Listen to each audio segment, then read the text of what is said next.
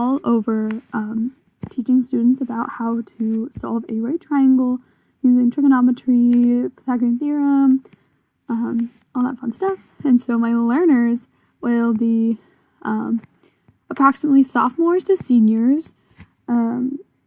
If I have freshmen, that's probably a rare case. They should have some experience with trig because they've already passed Algebra 1 and geometry. They understand the basics of right triangles, how they function, all that good stuff, and then they understand the Pythagorean theorem. The environment they will be in, they're allowed to do this module anywhere where they have access to a computer, the internet, and their textbook. Their textbook may be on the internet, so as long as they have internet and access to a computer, they should be set.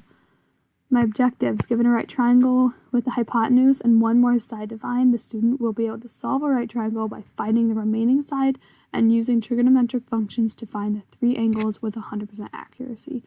Now the one angle will already be defined because it is a right triangle, but finding the other ones will require trig functions. The activity: there will be an interactive PowerPoint, bookwork, and also a quiz. Starting with the interactive PowerPoint, there will be a review session, different videos, along with descriptions and example questions. For the review, there will be a brief section over just a quick review over trig functions for the learners who may forget how to use them, or if they struggled with them in the past and may need a refresher. It will go over SOHCAHTOA, and where each of the functions apply in a right triangle and why it only works on a right triangle, which they should already know, which is why it's review. Videos from the interactive PowerPoint. There will be explanations over how to solve it and demonstrations of example problems for students to see it in action and how they use it to solve the right triangle. Within the demonstrations in the videos, they will get increasingly harder, starting with the very basic right triangle that they need to solve, and will escalate to harder problems that they might find on a quiz or a final. Now back to example questions. Following each demonstration, there will be one or more example questions. These will be multiple choice, and then each time the questions will get increasingly more challenging, just like the videos. The students will be required to input their answers, and students will be graded on their participation for these example questions. When it says students will be required to input their answers, they will receive immediate feedback because the questions are multiple choice, so that way they can see where they went wrong, or if they got it right, then they got it right. Students will be graded on their participation. They will have 5 chances to get them correct, and if they don't get the correct answer after 5, then points will be deducted.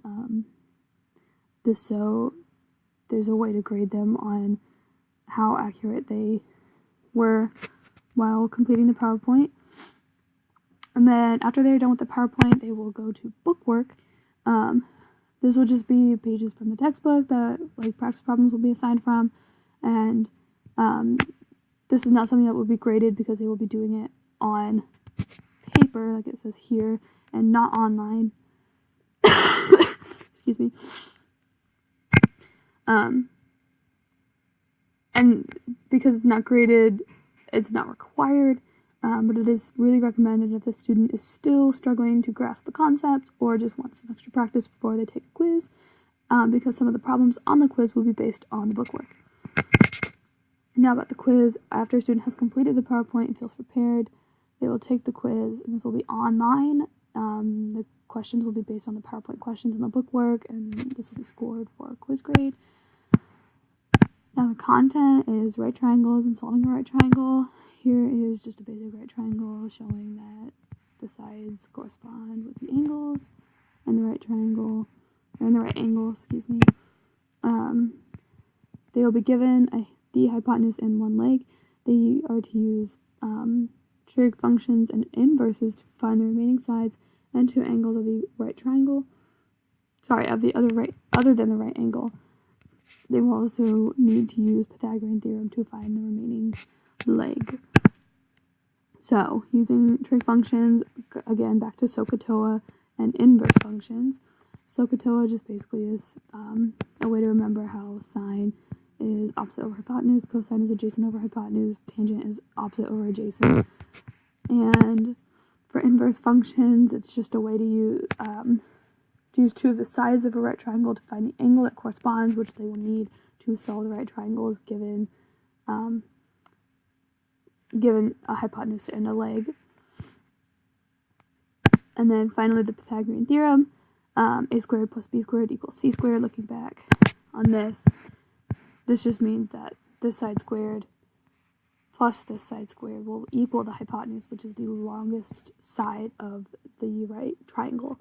And they will need to know that because on the quiz and on all of the homeworks, they will be given this leg, this hypotenuse, and either of these two, and one of them will be missing, and they will need to find it.